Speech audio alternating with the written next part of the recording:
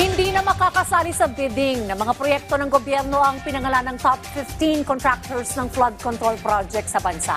Yan ay kapag napatunayan ng Bureau of Internal Revenue o BIR na may mga paglabag sila sa pagbabayad ng buwis. Ito ay sa gitna ng sinimulang tax fraud audit ng BIR sa nasabing mga contractor. Ayon kay BIR Commissioner Romeo Lumagi Jr., pwedeng hindi na rin mabayaran ng mga kontraktor na may kasalukuyang proyekto sa gobyerno kung wala silang may pakikitang updated tax clearance. Handa namang isa publiko ng BIR ang resulta ng tax audit kapag naisampa na mga kaukulang kaso o kung hihilingin ito ng Kamara o ng Senado. Ang mga contractors na hindi makakapagpakita ng tax clearance o updated tax clearance dahil hindi nagbayad ng tamang buwis ay hindi na makakasali sa public bidding ng mga proyekto ng ating pamahalaan.